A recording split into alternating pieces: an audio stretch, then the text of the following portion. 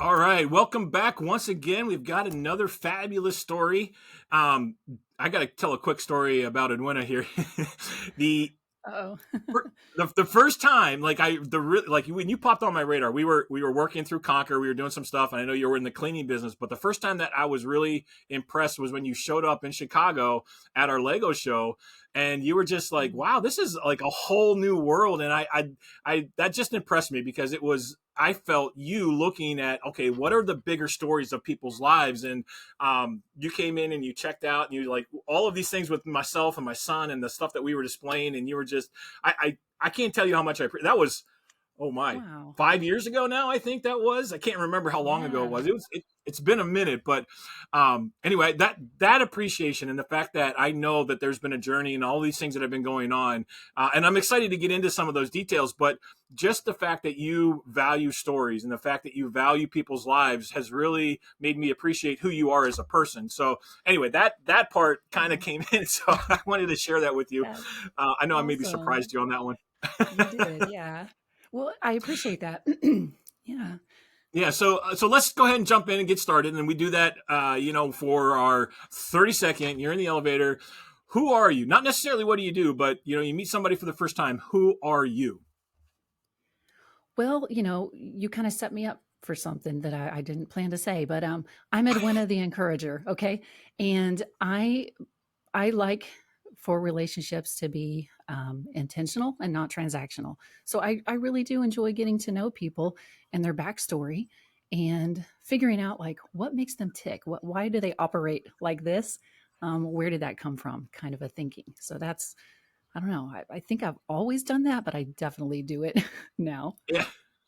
Well, and that's a powerful thing too. And we maybe get into this, maybe we won't. We'll see where the story goes. But I'm excited to kind of hear about that. So, let's start with the station that we always start with is what were the narratives that you grew up under, the beliefs that you had that you formed prior to stepping into the adult life of who you are now. But what was maybe a little bit of the childhood, maybe the school life? What were the influences? What were the narratives that were either verbally told to you, said, hey, you need to listen this way or walk this way or live this way? Maybe it was exemplified. Where were you at with those? Yeah, so that's something I haven't talked much about, but I'm in the beginning stages of writing a book, and this is a part of it when I talk about who was I, right? Because a lot of things happened to me later in life, but as a kid, I was the middle child, and like right smack dab in the middle. My older sister is about 8 years older than me. My younger sister about 8 years younger than me. Now, I didn't grow up in my immediate family with that common thing of like nobody loves me, I'm not seen. I didn't feel like I was unloved in my immediate family by any means. However, it was different for me, like my sister had 8 years alone time with my parents. Right. And then my younger sister had 8 years alone time with my parents because I was out of the house living on my own by the time I was 18. So I never had that alone one on one time to bond with my parents the way they did, if that makes Right. sense. So it's just different, it is what it is. Um, and as, and then in my extended family, I was smack dab in the middle. Like my older sister had two cousins about her age, and then my Mm. younger sister had two cousins about her age. And I was just alone sometimes, a lot of times with grandma sewing or whatever. And I love grandma and I really appreciate the times I had with her alone. But it was a very different world for me. And I never knew why I felt like I didn't fit in, but I did Mm. feel that way. And the very, very few times I would verbalize it because I didn't understand it, so I didn't verbalize it well, I was told, "Oh, it's not like that," And then as I got older, the very, very few times I've mentioned it because it does make more sense now. I'm told, "Oh, it wasn't that way." I'm like, "How the hell do you know?" Like it was my life. I was the one who was alone, like I think I know. Yeah. Yeah. So So that formed some differences for me. yeah. So looking at that, like, was it something that you actually? And this is what's interesting about everybody's stories is they have different takes on things, and obviously, as a child, we interpret it based on kind of a smaller view, but yet we draw conclusions off of that because we don't actually see the bigger picture as kids, right? So the feeling of being left alone, and I'm going to ask an in-depth question. That's just how we do things here. But did Sure. that create like covenants where you said, because I feel this way, I will never, and then you fill in the blank, or because I experience this pain, I will never allow that. Did that create covenants with Mhm. yourself as far as an individual? And can we talk about that? Yeah, so I was also a military brat. So I was the new kid in school a lot of times. Um, and when you're the new kid in school, it can be common for, nobody to talk to you or whatever because they don't know what to say to you, not Mm, because maybe you've done anything wrong, but they just don't know what to do with you because you're new. Um, so because of like my experience in my family and then those experiences in school, I never wanted anybody to feel like that.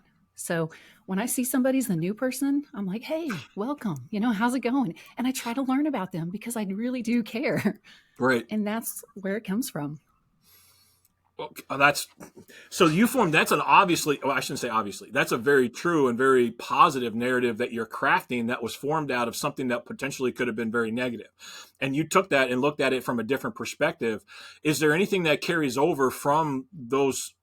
I'll call them heartaches, but they're kind of a challenge. Is there anything else that carries over that you maybe go overboard sometimes? And I find this in my own life. That's why I'm asking, because I've done it. Yeah, I can think of one.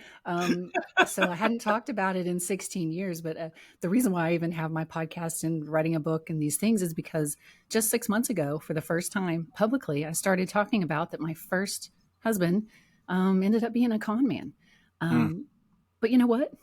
I introduced myself to him, and you'll mm, learn more about that in the book. So, because I'm that person who gravitates to somebody and is like, "Hey, man, what's going on? Let me learn about you." Now yeah, when they can fool on a high level, that can get you.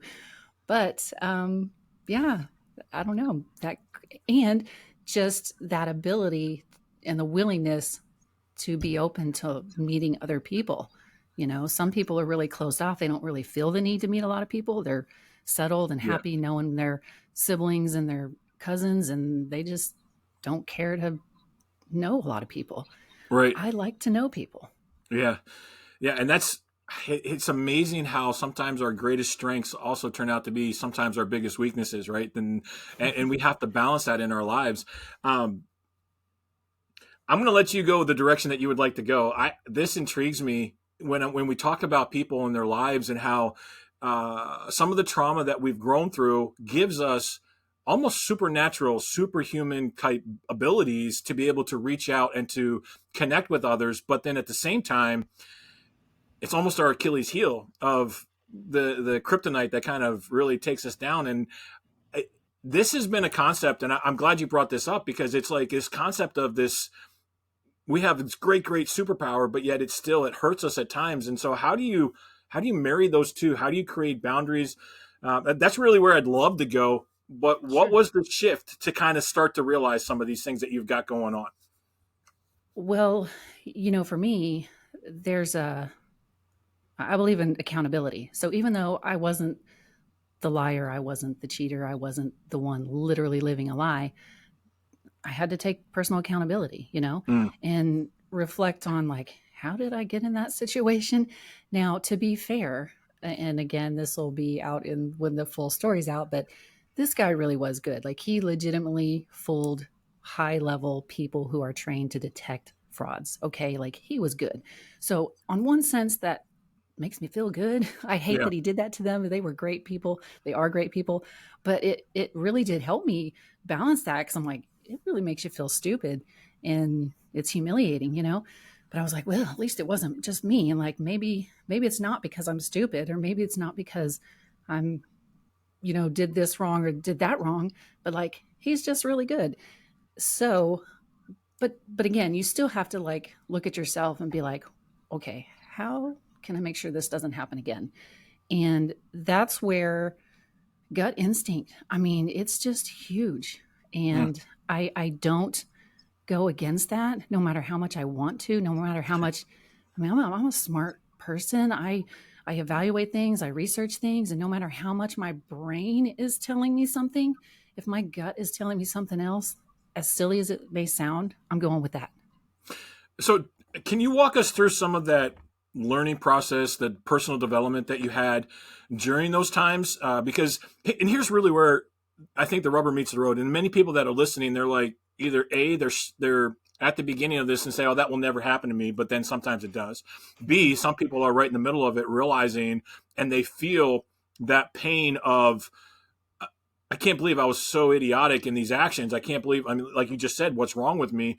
And then coming out on the other side, the final part of it is that healing aspect of it. And if you want to go in a different way, we can totally do that. But this, I think, is really powerful for people to hear is what is that process like and how do you walk through it? Well, it's just being real, allowing your feelings to be hurt, because you've got to, like I said, take a look at everything and go back and have personal accountability.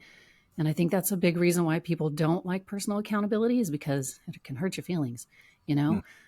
But on the other hand, for instance, like those moments of thinking, oh my God, I should have just listened to my gut when this happened, when that happened. And, just beating yourself up instead of beating yourself up and saying, man, I dropped the ball there, or it could have happened here, or, whatever. It's just saying, you know what, it happened. Good things will come out of this adversity. And that's what I'm going to focus on. And that's where my podcast, Let's Make Some Noise, and that concept came from, was because noise to me, and I love what you're doing with narrative, because noise, that it's an acronym for me of a narrative of inspiration, strength, and encouragement. So sure, Hmm. this terrible thing happened. It could happen, this or something else could happen to you. I mean, I've also nearly died a few years ago. I came out of that adversity with the same concept. And I'm here to make noise, a How do positive. you how do you develop the mindset or the strength of mind? There's so many people, and I've talked to many, and there's so many people that are trapped in this, and they can't see the positive. They can't get themselves to realize or to have a perspective that there is a different way. How do you get to that stage of being able to say, yes, I can take this trauma, I can take this negative. How do you get to that point? How does somebody that's stuck in that, how do you get them to kind of see from a different perspective? So I have a lot to say about that. I actually have. I'm available for speaking too, because I have a framework that's, like, I call it the rocky water Mm. approach. And again, with like going through that with my ex and then nearly dying, and how do you come out of adversity and let go to find beauty in that? So a big part of it, and just kind of cutting to the chase, would be just get up, you know, like literally just get up. And I don't care if you if you're not getting out of the house, and, just put some lipstick on, throw your hair in a messy bun, but get up, change your clothes. Um, Life really is going to go on, and seasons are a real thing. They're a real thing in nature. They're a real thing in our life. So just get up, because the season will be changing, and you want to make sure you're not hibernating through all of them. It reminds me of I don't know if you ever seen the movie, but What About Bob? And Yeah. he talks about I need to take the baby steps, and it sounds like that's pretty much what you're saying is the fact of you got to take that first step. I mean, like if you don't take that first step, then it's impossible to even get to the second or third step. Yeah. And as far as like the water, again, there's more to this concept, but, you know, whenever I was healing from um, my heart failure, which should have taken my life, suddenly was only functioning at 15%, and you can drop dead if it's below 35%.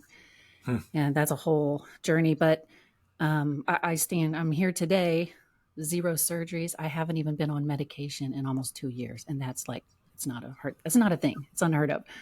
But I started painting during that time, and I hadn't painted in, I was saying 20 years, but it was actually close to 30 years. But I had never done watercolor painting, and I was watercolor painting. And that's a very different than the oil painting. With oil painting, you have a lot of control. You have a lot of control over the color and where the color's going, just what you're doing. And with watercolor, I really had to learn that because the water has control. And I literally was sitting at my table and I just started crying because I was like, oh my gosh, I have to let go. Just like I got to let go in this painting. Like there's going to be beauty that's going to come out of this, but I don't know how it's going to happen. I don't know when, but it's going to happen.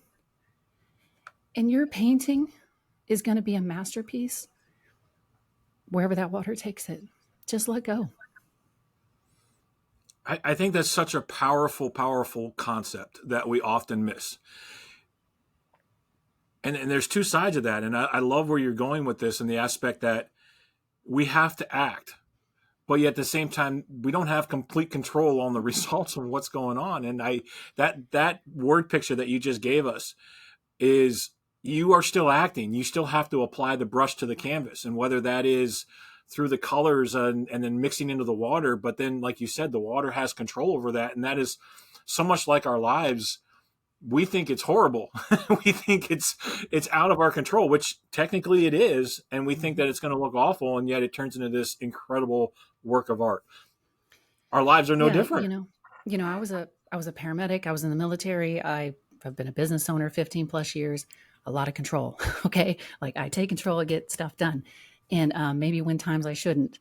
And so it was definitely a lesson. And honestly, I feel like that's why that even happened to me. It was my personal journey of learning to let go. And boy, did I. and So, nothing but beauty has happened since then. yeah, so this has been a little bit different because we've mixed in some of the transitions along with some of the narratives. And this interview has been a little bit different. But if we could sum it up, what would you say growing up was a false narrative that you held to or a false belief that you held to? And then we talked about the how and the circumstances, but maybe we can kind of go in a little bit to the aspect of what is it that you understand now is the true narrative of life?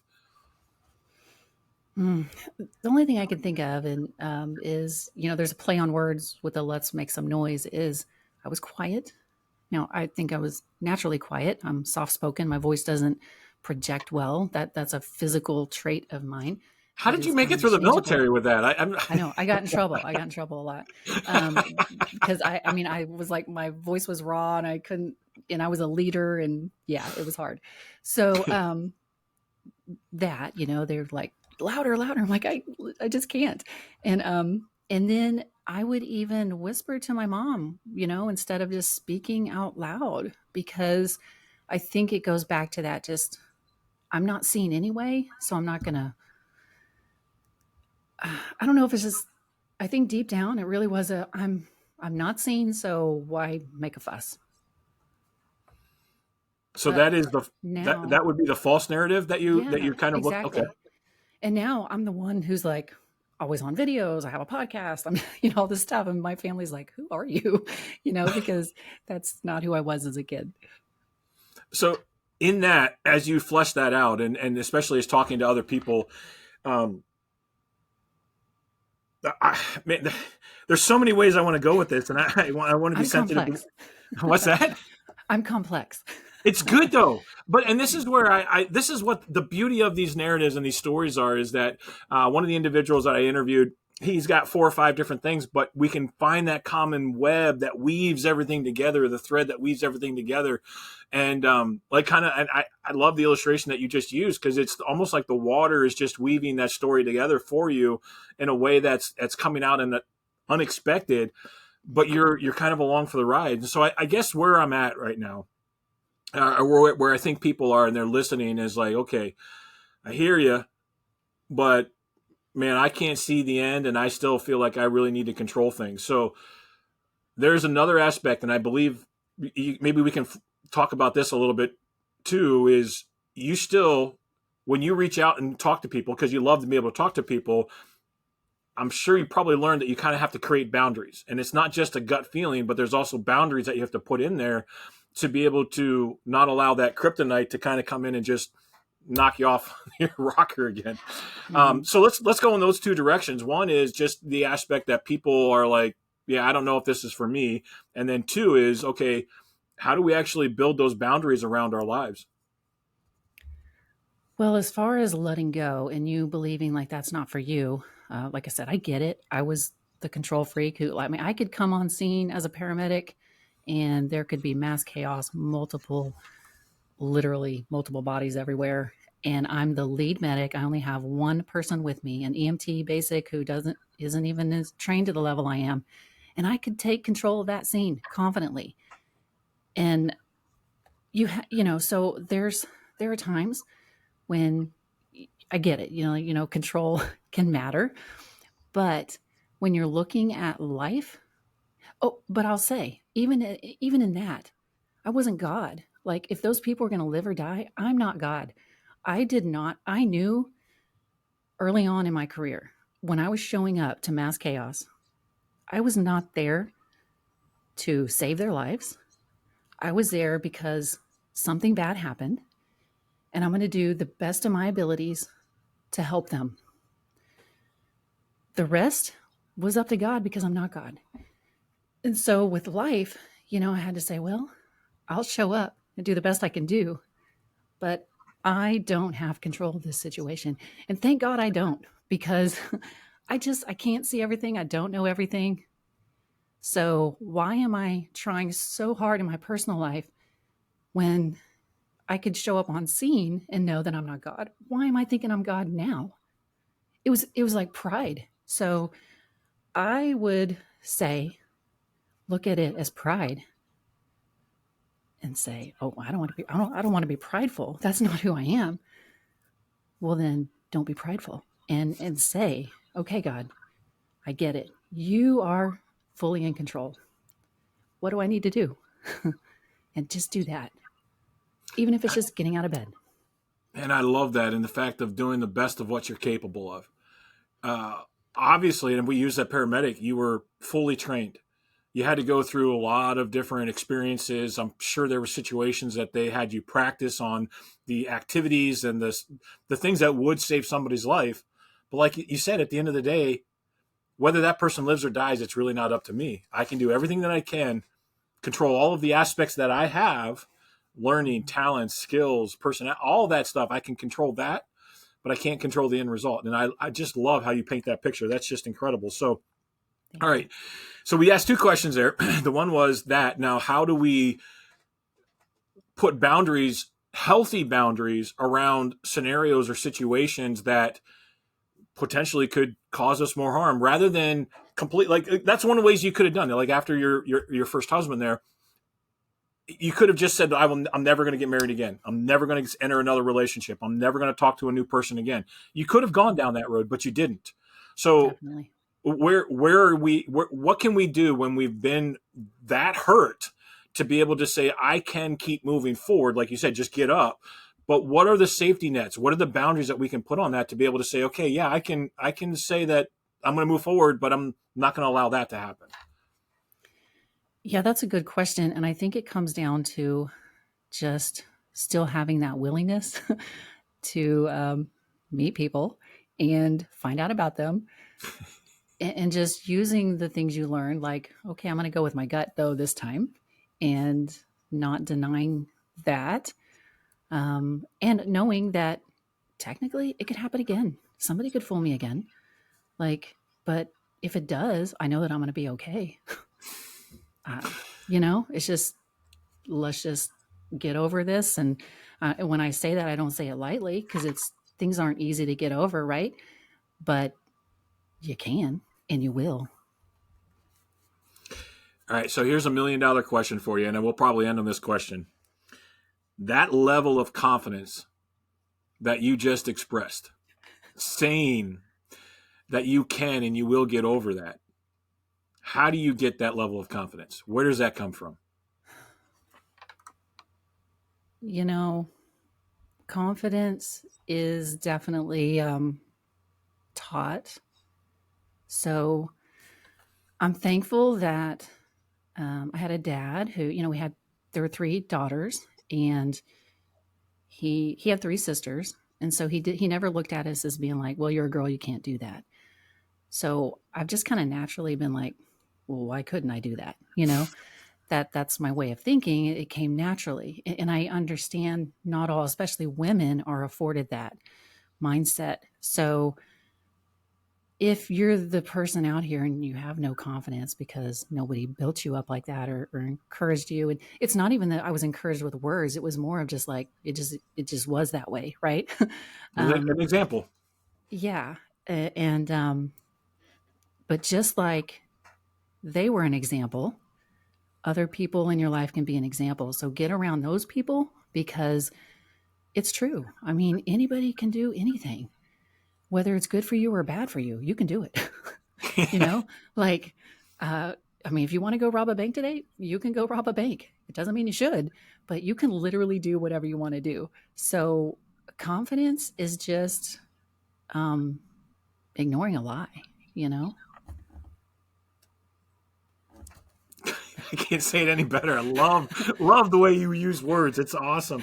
Thank you. And so again, like I told you earlier in the episode and things, but I want to give you a chance to, because sometimes I direct these conversations, and sometimes there's something that's on your heart, and I want to give you the chance. Is there something that you really need to share, want to share, or something that is, if somebody doesn't take anything else away from this conversation, what's that one thing you want them to walk away with?